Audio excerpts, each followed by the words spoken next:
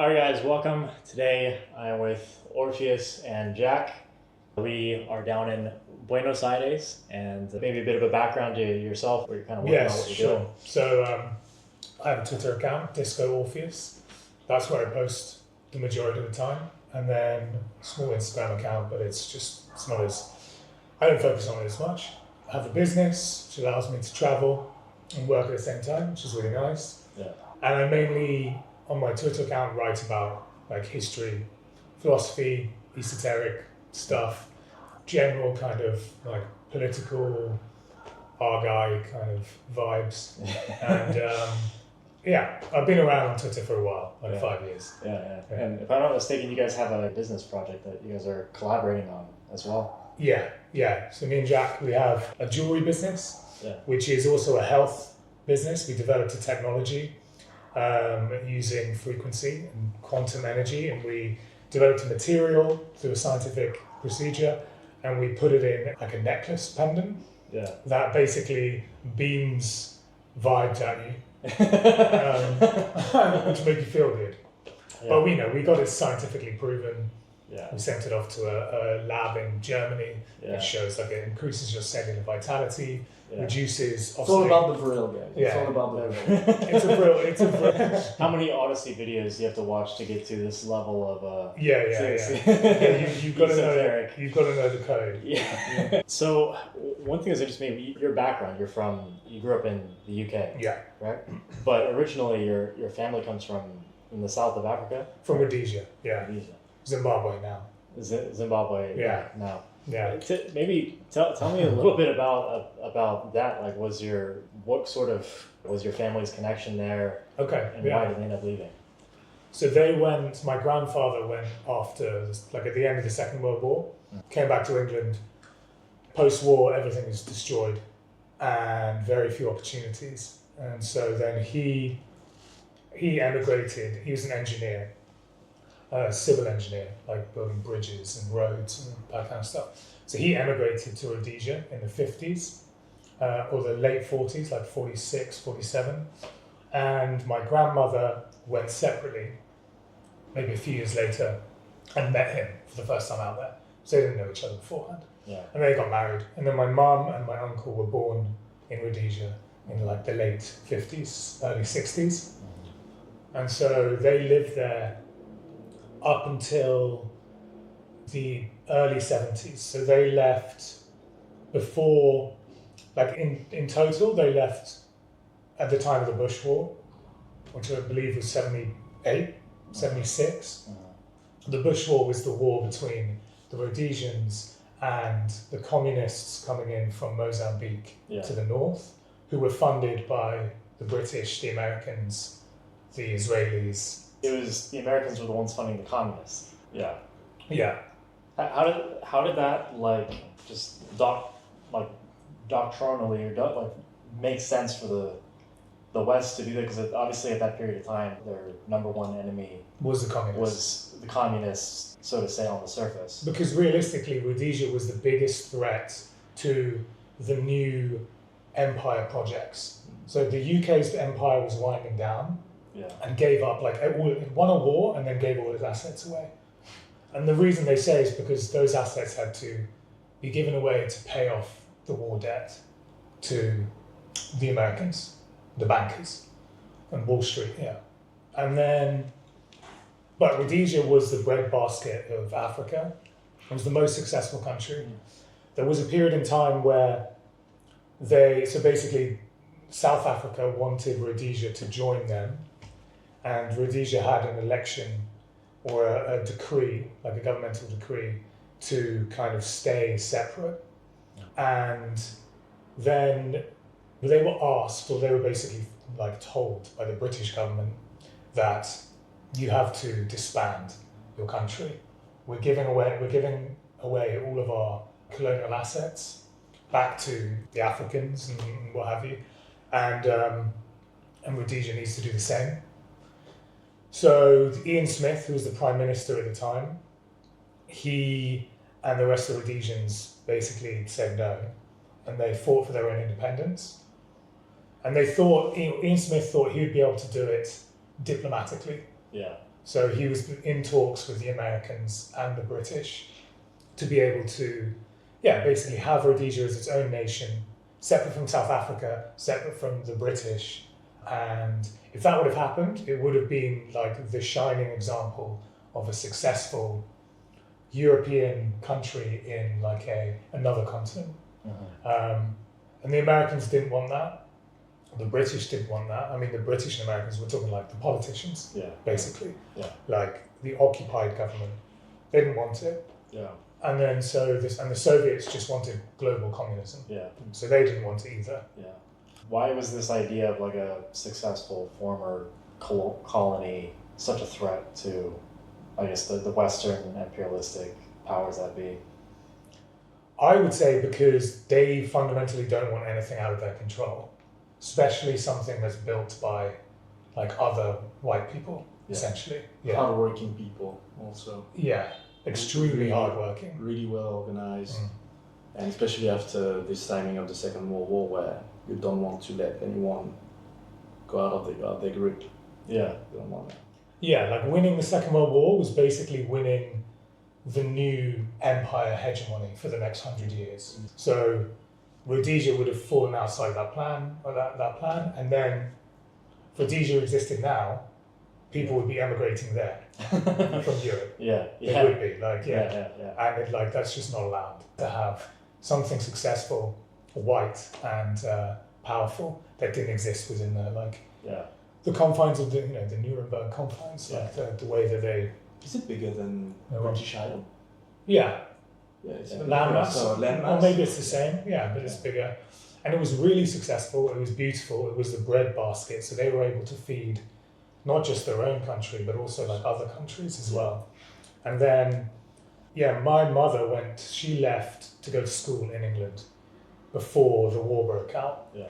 And then my grandfather ended up leaving Rhodesia and going to Nigeria, because Nigeria was still a British colony at this point. Yeah. And then, different story, had to leave Nigeria when the Biafran War broke out, which was a civil war between tribes in Nigeria. So they were cutting each other's heads off in the streets in Nigeria. Yeah. But because they were English colonists, they were kind of unharmed and allowed to leave, because it was just a civil war. Yeah. Because the British had said to the Nigerians, okay, over the next 5 years, we're going to be giving you your country back. Now you've got to organise yourself and do that. And so then there was a vacuum of power. Yeah. But my uncle stayed in Rhodesia because he was 18 by the time the Bush War started. And so he was one of those dudes in khaki shorts on horseback. With the classic photo of the three guys. With Kalashnikovs. I have a few photos of him. Yeah, like that. He stayed in forts, and they were fighting the communists who were just African militias coming in from Zambia and Mozambique, which is separated by a river.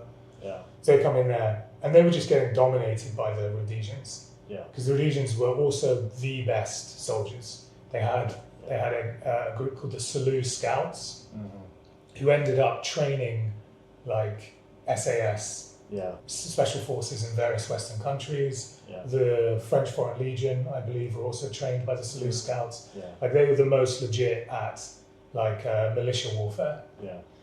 So essentially, it really was as simple as you win World War II, and the Nazis become the epitome of evil, and everything they stood for has to be essentially wiped off the face of the planet. And so, essentially, it comes down to this sort of race, any sort of racial hierarchy or racial supremacy, specifically from white people, was a threat, and it had to, at that point, be eradicated around the globe, essentially. I think in the case of Rhodesia, they couldn't be an example. They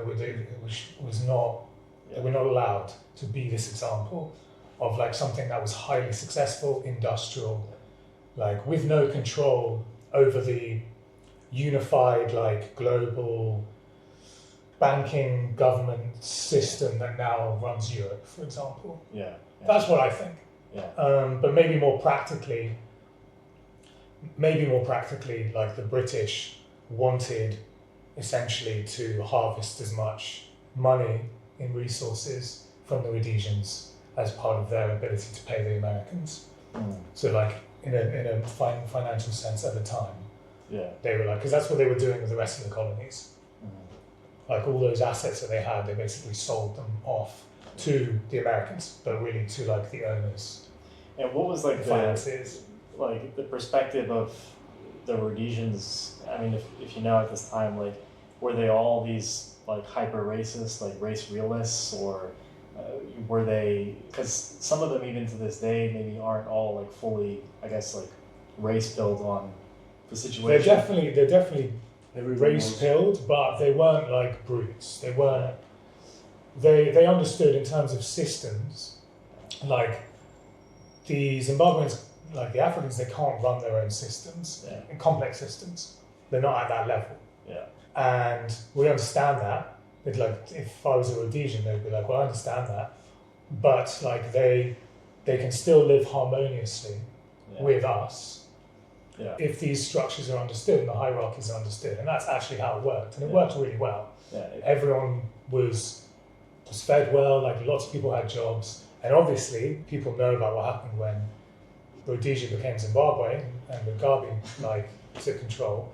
You know, it nuked the economy to the point where by the 2000s they had like dollar bills that were like 250 trillion Zimbabwean dollar bill. Yeah. Like it went like complete Weimar style economy, like completely nuked. And then lots of people started starving.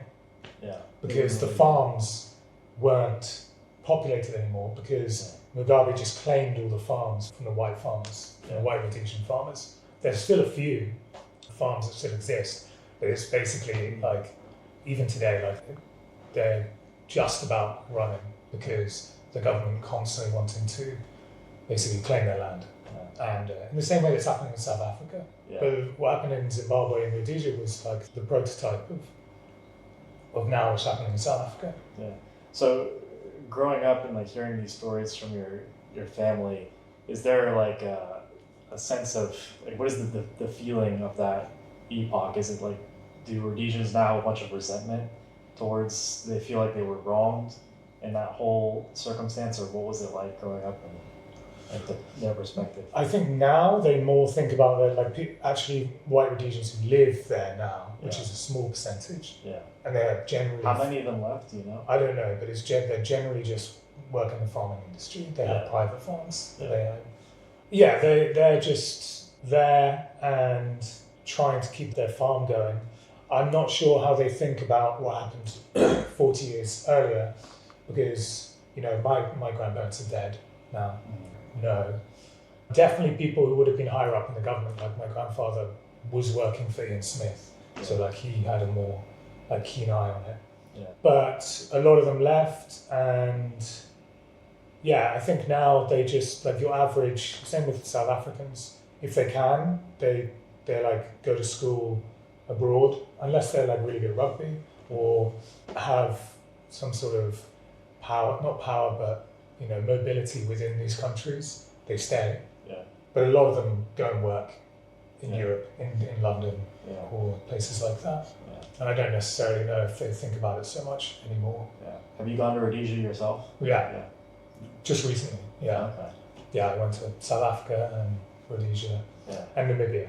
Namibia's cool as well because you had a bunch of Germans in Namibia. Yeah. So it's like slightly different. Like Zimbabwe, it's a mess. Like it really is an absolute mess. Yeah. Like they would see it like, it's the first time I ever went, and I thought the mud hut lifestyle was just kind of a meme, but it's not. It's really not. Yeah. And that's fine. Like they actually, like a lot of them are pretty happy. The ones who actually live really rurally. Because I drove through from the south to the north, like the whole country. Yeah. So I did get to see a fair amount of it. Yeah. Yeah, the really rural ones who live in their like literally like thatched mud huts seem to be like having a good time. Yeah, they don't have any concept of what else it means. No. So is it for the French? Did things take the colonial history in Africa take roughly the same course as the British? Or were there as many colonialists of like actual French people living in Africa, or was it more so just you guys came in and administered the government and eventually they shut it down? No, it's a similar beginning, same as the English, I think like the casualty that happened into destruction of the empire has been way more deathful for French people, because for Algeria we sent thousands of people that died there. Indochina, my grandfather was there. He made the war, had to leave after Dien Bien Phu, and yeah, a lot of casualty, a lot of death to save an empire that was in a way interesting shape than the English one. But some part was like Algeria, it was our, I don't know, our cowboy country. It was really wild for French people. Yeah. And we built everything. So what actually Orpheus said at some point, that we give you back the country. No, it's not what happened. We built this country. There was nothing before. It was tribe living. So for the North, we're giving you our country to build. Exactly. We give them a country with our story, and this is why it crumbled. If it was created by the majority of native African, then maybe this country could have developed way differently. But because they heritage of like a massive country, most of the time they are really big, with a way to structure it that is European, they can't manage it. It become incredible corruption. So we give them a country, same as what we are literally giving them our country today. Based on what? Based on nothing. Which is really something subtle, because the leftists and stuff, they say, but now we took their country. No, they have nothing. Just few empire here and there for. You actually created an infrastructure for the resources of the country to flow through. Exactly. Like we built everything. Before that, it was just slave trading between tribes. They were living in the coast because then it was easier to manage the trade and be open with other tribes, and live out of the sea, because when you go inland, then there is a lot of problem in terms of iodine and. Yeah, this is maybe another topic. But when I was just recently in Paris, I mean, you walk around and like certain parts are just Africa. Like it's very almost indistinguishable. But you can start to see the third world decay in Paris. It was once obviously. It's like KFC city. What do they like? How are they able to go? I mean, obviously a load of them come illegally, of course. But do they, because they're from former French colonies, they have like certain legal privileges similar to like India with the British. They can manage student thing. Now I saw recently that they want to introduce at a European level what was already in place for France in terms of studies exchange, university welcoming, stuff like this, but for the entire Europe. Oh yeah. Even Estonia, Latvia, magnificent. We're going to bring Algerians to Latvia. Well, that's what they need. I mean, that's what they're missing. Incredible. It's too safe. No, how they manage? I don't think that logistically speaking, like taking a flight or a boat or whatever, the myth surrounding the way to come is the things to understand and explain, but more like how they organize on site. This is what needs to be understand, to also know what kind of hand is behind that, like how they organize within France or England, whatever, because then there is different organization who rule this, the welcoming, but they are working as mafia. Like I got literally some African dudes with who I was working who gave me insights of that things, like some smarter than other Africans that were saying, it's not manageable like this, like bringing all this mafia, managing all these things, a lot of resources, giving access to payment from the states just to take care of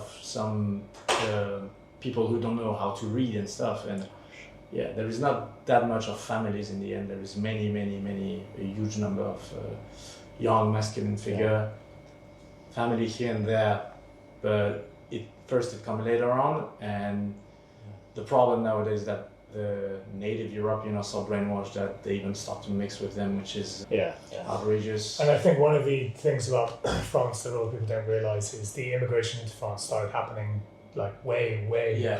100 years ago. Yeah. Like 100 years ago. Yeah, like you see those Third Reich propaganda memes like this is France in 100 years, and it's And They were right. literally Prophetic. is that. Yeah. If I'm not mistaken, I heard from a friend that you had a story where you had spent some time in Middle East or Africa. In North Africa. And you had witnessed some sort of like chain of Yeah. immigration, or can you say maybe a little bit about that? Yeah, sure.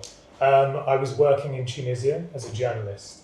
I worked for this publication there, like an English-speaking publication, and we were writing about Libya specifically, but we couldn't go to Libya at the time. This was 2017. We couldn't actually go to Libya at the time because it was too dangerous. It was warring factions. You had like several warlords that were vying for power in Tripoli, which is the capital. But so instead of going there, you'd have a fixer. And a fixer is a guy on the ground who would tell you stuff. And he would come to Tunis, and we'd sit down and have dinner occasionally and like talk about, you know, what's happening and what's going on. And I was starting to realize about immigration at this point. So it's still like 2017. Yeah. And you know, the main immigration started 2014, I believe, like into Europe. The first massive wave. 2013, 2013. Especially in Sweden. Yeah. And it was as really largely as a result of the deposition of Gaddafi. So the fact that Gaddafi got overthrown, and Gaddafi was the dictator of Libya, but at the same time he was protecting the coast. Yeah. He was maintaining the gate. He was maintaining the gate into Europe, essentially, like stopping it being like overrun. And actually, he gave a speech before he died. I think in the UN Congress, saying like, "When I'm gone." Yeah, when I'm gone, you have no idea what's going to happen. But why was he out of just benevolent motivation, or why was he? I think he has this kind of noble idea of himself as like the leading force of North Africa, being like, you know, maybe in the future he would have tried to unify other North African countries. He got a project for Africa. Yeah, he was going to. It was a bit dissonant. He was going to do the African dinar, which was going to be based on gold, because they have loads of gold in Libya. So they were going to try and break free from the financial system, the global financial system. Anyway, so talking to my fixer one evening, he painted this story for me about immigration from sub-Saharan Africa into Europe. And he was saying that, so imagine like a truck, a truck that is driving to 10 villages in Gabon, which is like sub-Saharan Africa in Western Africa, near Nigeria, near Ghana, like these sorts of places. And it turns up at like 10 villages and then collects 10 military-aged men from each village and brings them on these trucks, gives them cash, gives them a mobile phone, gives them like jackets and clothes and stuff like that, and then transports them through the Sahara Desert to get to Tripoli, right? Now, out of the original 100 that made it on this big truck, let's say 50 of them make it alive to Tripoli. Wow. Because, you're crossing the desert, it takes like 18 days or something like that to cross the desert. They're not all in the best health. People die, they fight, other hijackers, you know, they cause disruption for the traffickers, they just shoot them, like maybe they just perish for some other reason. Yeah. So let's say 50 of them have made it to Tripoli. Then they're in Tripoli, they are being funneled through the city, but then it's literally a war zone. Like they're fighting in the city. There are open slave markets happening. And so out of that original 50, maybe 25 of them make it to the port in Tripoli. Then to get on and at this point, they're like, we're going to Europe because we've been told that Europe is basically El Dorado. Yeah. I'm going to have free stuff, I'm going to get my Gibbs. Yeah. I'm going to get my free white women, and they'll be obsessed with me, so I'll be able to do whatever I want with them. Yeah. And a lot of these guys literally don't have a concept that rape is bad. Yeah. They're like that, they don't. Yeah. So then they're like free Gibbs, free women, and obviously now you see they piss on your churches and they have no respect for your culture. Yeah. and they think they've earned it because they've gone through a very like hellish time. Yeah. And then they get on these boats, and then it takes like 3 weeks or something like that to get across the Mediterranean on these dinghies. Yeah. And they do get sort of picked up by NGOs in the Med, Yeah. which like take them the rest of the way. But again, like they don't know how to swim, so maybe some of them fall in the water and they like drown. So it is like a bit of an odyssey. It is an odyssey. Yeah. It's a great African odyssey. Nobody's here to record it. That's the story of the 21st century. Yeah. African odyssey. And then he said, we were talking about like, well, who runs these NGOs? Because this is an expensive Yeah. program that they're running. Yeah. I mean, it sounds like whoever the people picking up were deliberately grabbing these guys and agitating. You're going to go to Europe. You're going to get this. You're going to get that. That's not like just sort of like some sort of humanitarian, broken heart, bleeding heart thing where it's like we're going to help these. That's like clearly someone trying to cause. It's an invasion. Yeah. It has nothing to. It's not benevolent or humanitarian. It has nothing to do with humanitarian. Yeah. So you found kind of who. Yeah. So basically we were talking about this, the NGOs and stuff like that, and my fixer was like, "Yes, you know who are the NGOs that are doing this?" And I was like, I think I can guess. Like they're from inside Europe, right? And he was like, well, yeah, they're from inside Europe. But you know, like the best, like the luckiest guys, if they knew that there was a special truck coming from a particular like NGO, they knew they would get to Europe. Like they were sure they would get to Europe. Yeah. They'd be given the right phones, they'd like have the right contacts, and they get into Europe. Like it would be the best organized. And they came from our greatest ally in the Middle East.